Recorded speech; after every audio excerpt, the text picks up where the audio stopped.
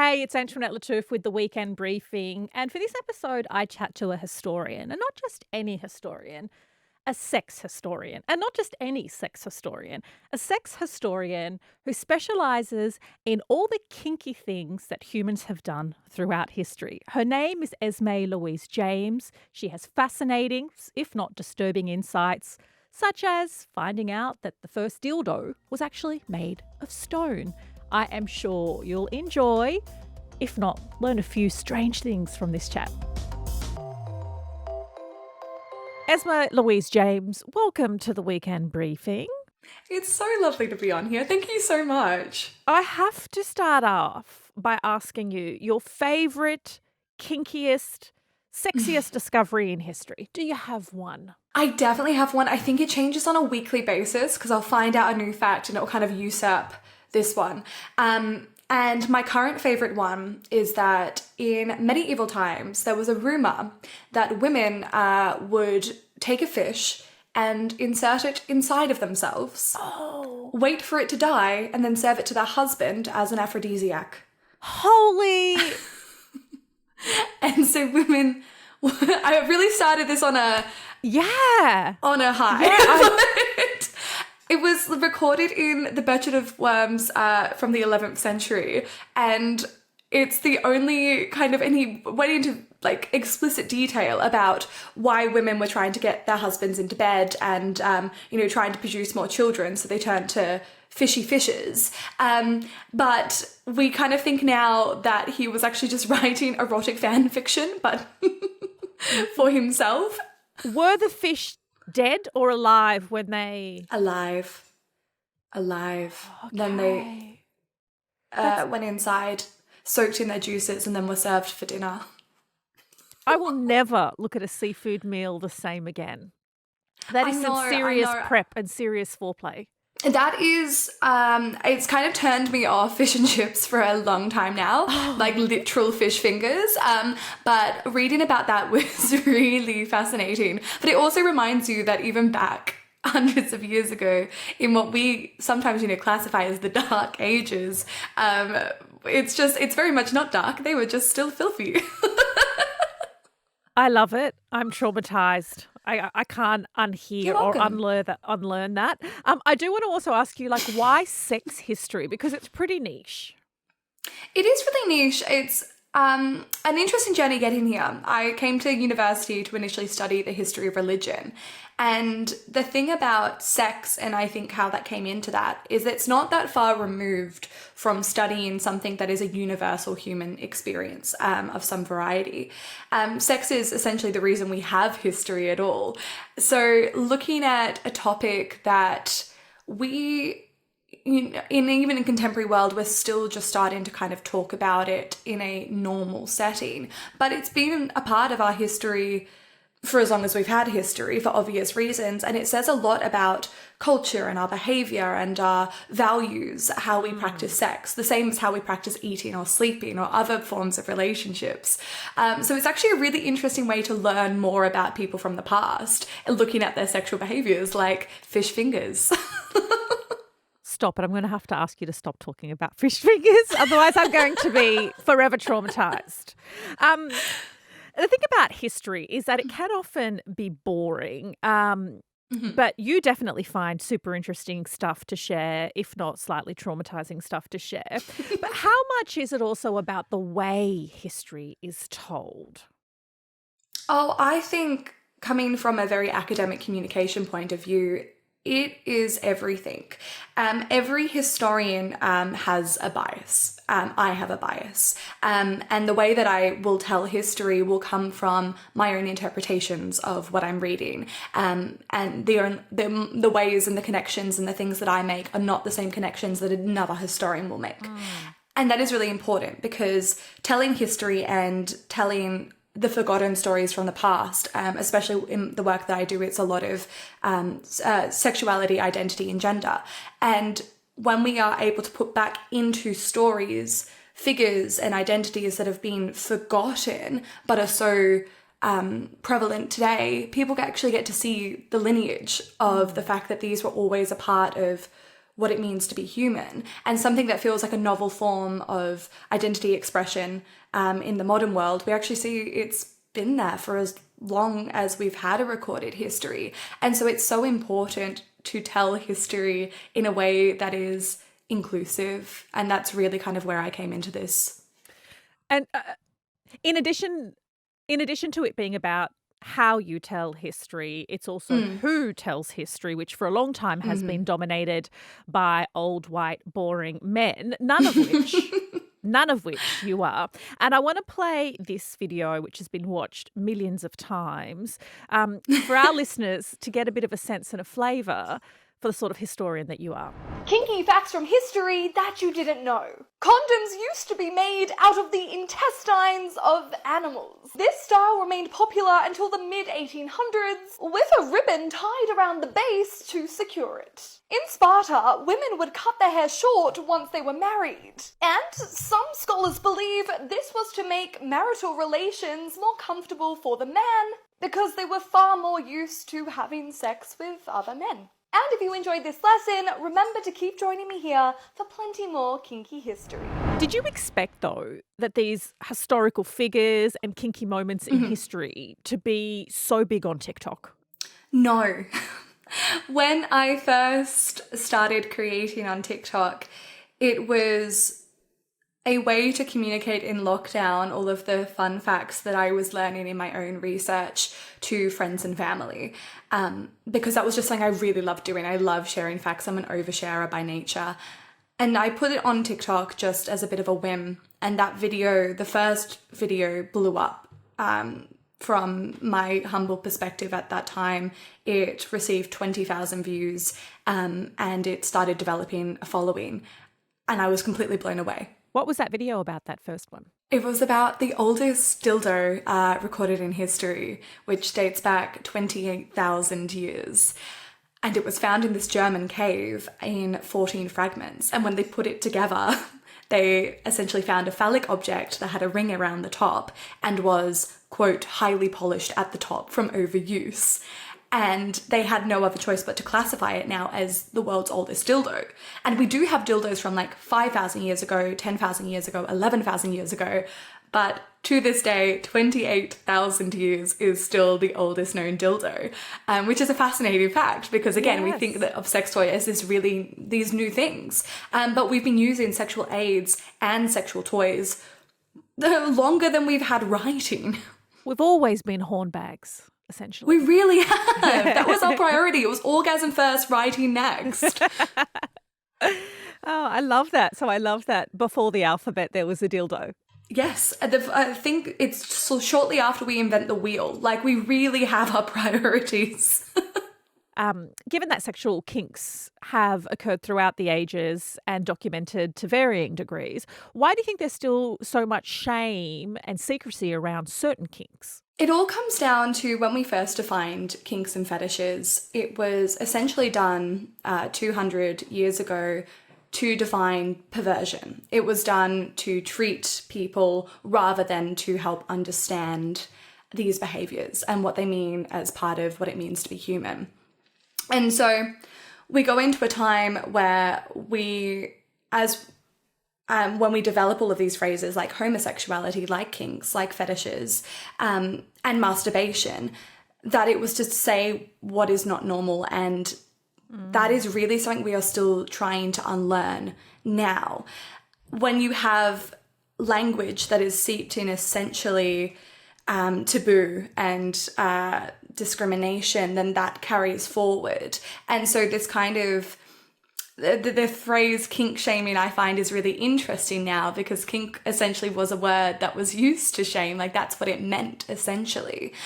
And when you have this definition of kink, it also changes depending on where you live in the world. Kink means a behavior that we just don't classify as normal. And so in some cultures, something like oral sex that we consider normal here would be classified as a kink. And so the thing about kink is that it's a constantly changing, evolving term, and recognizing that flexibility is also so integral to understanding our own behaviors and how sex and our definitions can tell us about people and culture and not just behavior.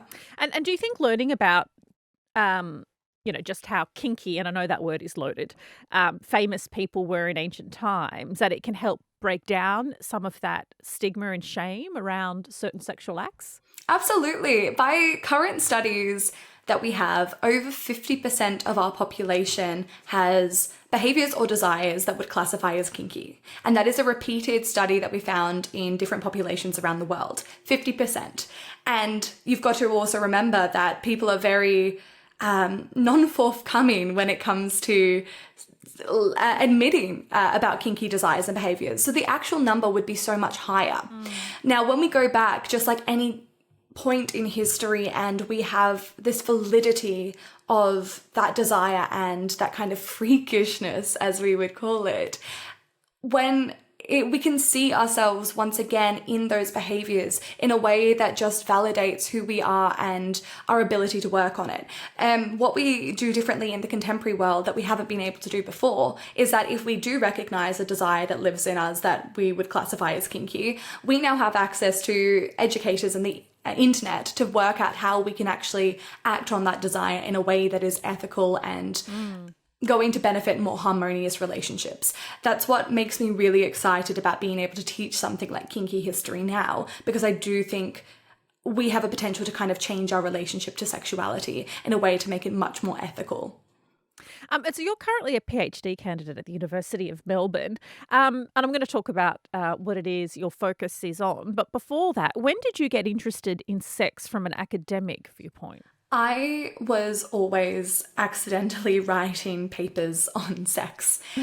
This was pointed out to me in my honours year as I was writing a thesis on this experience of the sublime. So again, this kind of religious concept of something where you come out of yourself and you feel like you transcend. And I was looking at this experience in literature. And my supervisor very politely one day turned around to me and said, "Esme, you do realize that every time you write about a sublime experience, it generally has to do when two people are having sex in literature or kissing in literature or expressing sexual desires." He's like, "I don't actually think you're here really wanting to talk about religion as much as this idea of sex and it bringing people together." And I remember just sitting there being like, "You are wrong. You are wrong, mister." And then kind of going home that night being like, maybe I need to reconsider literally everything. And so that's led you down a path of writing a book. You've done a TED Talk, which we'll get to in a minute, and a podcast of the same name. But first, tell us about your PhD and what it is you're focusing on. So my PhD looks at the emergence of pornography in the 18th century, really when erotic writing comes into fruition. And I look at instances like how erotic literature, what we would call smut novels now, essentially influenced the French Revolution, how it brought about political change, and how pornography started as a social critique and a way to drive revolution. And in doing that, while that's kind of small niche aspect, it can tell us a lot today about our relationship to pornography, because we on the mass consume this form of media that started as a way to influence public opinion, change social perception, and drive revolution. And I'm kind of urging people, if that's the case, then we need to be a lot more critical about the way that we consume erotic media today. I can't say I know much about the origins or the state of pornography in the 18th century, but I am struggling to understand how that may relate to pornography today, which is super online, highly commercialized, often predatory, And in what way that's linked to political discourse and civil disobedience. So something as simple as in the French Revolution, essentially, Marie Antoinette is the perfect example. Pornography was created about Marie Antoinette on the mass, and it's essentially what drove people to hate her, to despise her, which led to her execution. They would describe Marie Antoinette being so sexually degenerate that she was going around pegging other women, that she was making a cuckold of her husband, that she was doing all of these atrocious orgies and making people really mad, being like, but we're paying her taxes and all she's doing is fucking everyone. How terrible. Now, that's really similar to something that we're seeing with like AI generated pornography today. The ability to take someone's likeness who's in the public and put them into various scenarios that could tell a falsified story. And it doesn't matter if they can come out and say, that wasn't me, this is AI. It plants a seed. When you're in a state of kind of arousal, you're very susceptible to external influence. And there's been a lot of studies about this from the Kinky Institute, that if you can see something in a erotic state, say you see a foot or something, it could potentially give you like a bit of a kink for feet. Like, you start to think of feet as a little bit sexy. And they've done a lot of research into that's how potentially fetishes and kinks come about. The same thing is true if you're seeing a celebrity in maybe an erotic state, and it doesn't matter if that's AI generated, it could leave a lasting impression about that person and about what they're doing. And as technology really evolves, I think we need to start being a lot more conscious of that before that takes over, really. It's a strange thing for it to kind of consider, but when erotic literature first came out, novels and print was a new media. In the same way as our ability to create pornography at home or AI generated pornography is a new technology now. And I think there is now a lot more digital literacy, I hope, that will make us be a bit more conscious of what we are consuming. But I still think, you look at the numbers of people who access pornography sites on a daily basis without thinking about what they're consuming, about where it's come from. Nothing good under capitalism is ever free. So when you have people watching free pornographic websites on a daily basis, we are really essentially creating a system of exploitation that we don't even realize we're a part of. So really, what I do in most aspects of my life, we look back to history to learn what we can be doing better today. And I'm very passionate about that when it comes to pornography, that we are not doing it well.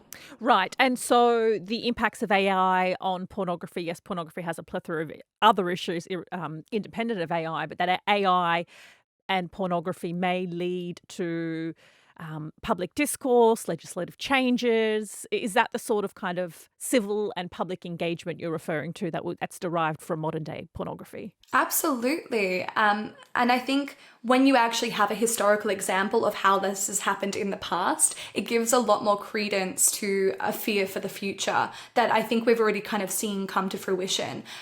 So hopefully, that the conversations like this do help bring awareness to this. It's not just a little fear that we have that is completely irrational. There is a lot of basis. This is where porn was born. So let's see where it's going. A lot of your videos on TikTok are short, 90 seconds and under. You also did a TEDx talk, which is a lot longer. What was it like creating content that's not, pre-produced with multiple takes and is quite long and in front of a live audience? What was that experience like? Well, at the 7-minute mark, I actually completely forget my speech from TEDx. And it's something that I wasn't ever going to speak about because I was kind of humiliated about it. But I recently I've now seen the funny side of it because no one seemed to notice, which was great. But at one stage during my TEDx talk, I completely blank. I panic. I went to my next slide. All I see is TikTok. And I just kind of muffle and go, I want to talk about TikTok. And then carry on. And my partner now just wants to have an LED I want to talk about TikTok sign in the house, because whenever we don't know what to say, we just say that now. But I think it's definitely a very interesting experience taking something that has been so chronically online in my case, because it did start in 2020 and saw me through the extensive lockdown of Melbourne, to kind of exiting with millions of followers. That's really what happened. And so I found it very, very strange going from like being a little bit of a lonely academic to having a bit of a public persona. And I'd been very hesitant. I used to come from public speaking and a lot of kind of public engagements, but there's something so different about getting up on stage and just being yourself rather than representing a company or giving an academic speech when you're like, this is something I've created and now it's going to be my TEDx talk. And you think like all the time, like it's a bingo card. What's my TED talk going to be if I was going to have one? Like I've said that question a billion times to friends and apparently mine was on kinks and fetishes. So never saw that one coming. I want to go back to that 7-minute mark. Did you find a way? So was it just a bit of a stumble and a pause, and then you got back on track, or did you just have to bluff the rest of the way? I ad-libbed, and when I look back, not very well. But it was good enough to pass. You can see the fear in my eyes as at one stage I say something and I literally say like, blah, blah, blah, kinks and fetishes. Oh, yeah. So the thing is, I want to talk about TikTok. And then I just kind of pick it up from there. Yeah. And I thought I jumped a whole paragraph, but it was essentially only a few lines. Oh, okay. The reason I kind of started... it was fine in the end, but one of the reasons I really wanted to finally talk about it online recently was I think it's a fantastic example of the mistakes that we make. We catastrophize so badly. And most of the time, no one else notices. And in my head, I came off so disappointed that I'd completely screwed up my bucket list TED Talk, where that wasn't the case. It was a very successful talk. And someone came to me afterwards and they were like, that part where you said I want to talk about TikTok? And I thought they were going to be like, I saw you blunder. But they were like, that was hilarious. I loved how it got your talk was really deep and then you brought it back and it was light again. Oh, wow. And I was like, it was such an interesting thing that sometimes your mistakes can actually become the strength. Yeah, absolutely. And the pressure we put on ourselves, there is nothing normal about that environment. No. You know, and I don't think, and I also think the audience is incredibly forgiving as well because they probably couldn't get on stage and speak for 18 minutes without any notes live in that kind of pressure cooker scenario. I think what's interesting is most people think you have a prompter at TED Talks. Yes, that's what I found. Yes. Yeah. And it's not even the lack of prompter, but it's also for the first time you're giving this speech live. Most people have never given that talk before. And then suddenly you have 2,000 people staring at you and a lot of cameras. Yeah. No, it's really overwhelming. And I think that's where we first crossed paths. Yes. And so I could see the fear in everybody's eyes, either backstage. Everyone was just like, oh, I'm going to stuff this up. But the good thing is, even if you do stuff it up, I was told, because I was like, what if you completely blank? What happens? And they're like, oh, we've had that before. We've had someone go on stage, say nothing, completely blank. Then they took them off stage and they brought them back on later. Other people stop halfway and have a panic attack. The good thing is they edit it out. The online version never looks like that. And so we're always made to look better than we actually are. That's why I love the online world. Yeah, exactly. It's my daily basis. So you also work with your mum, who's a statistician, and you're working on the Sextistics survey, and the aim there is to make the biggest global survey on sexuality. Where are you up to with that? It is such a fantastic, I think, evolution that I've had being able to work with mum, because I think when you say kinky history, the last thing you think about is maths and stats. And when mum came along, she's really brought this new life into what kinky history can be. And so we've worked on a survey. The first survey we did was in 2021. We put out one video, didn't do very well, but we got from this one video 20,000 responses around the world about a survey we'd created on sexual behaviour, identity, gender. It was about a 5-minute survey, and we ended up landing on accidentally one of the biggest surveys that has been done in sexual behavior. 20,000 responses in a research world is a fantastic result. And what we were kind of doing differently is in national surveys that we have on sex and relationships, they're generally about disease and prevention. That is, at the end of the day, what they're trying to get statistics on. It's not about how many people are having queer desires, how many people have had a change in their relationship or their sexuality, how many people have had their views on sex influenced by religion, and when it changed, what changed. And we're not looking at those interesting questions. Things about sex toy sales or engagement in anal really came from a very medical perspective.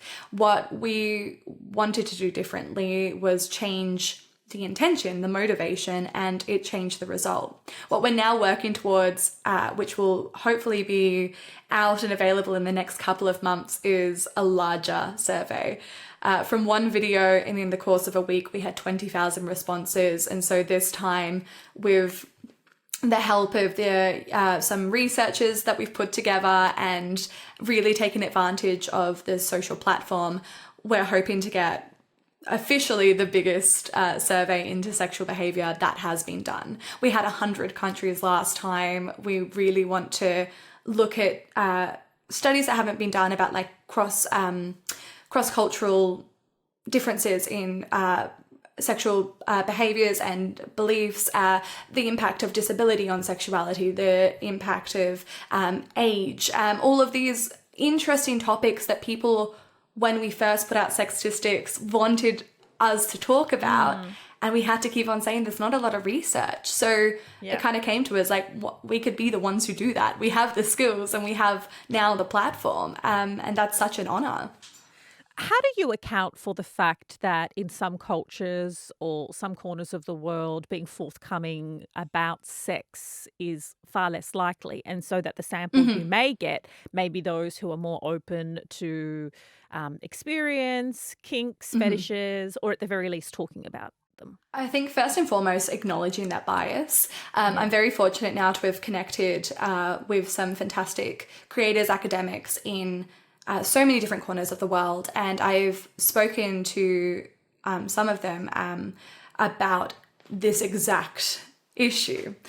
For instance, one of the places that we are doing a lot of work with now is going to be India, and there is a big difference in a lot of, just like there is here, between like very conservative, very progressive views of sexuality. But what we are really wanting to ensure that we do is we don't just want the kind of what we would classify as progressive people to come forward. We're also really interested in all different perceptions and views of sexuality and their influence. So when we have been very conscious in when we're looking at how you put out this survey, going to other universities to help us distribute, going to other creators and people who would be able to help us who are potentially not from the same views or beliefs that we're coming from, which has actually been a really nice exercise so far.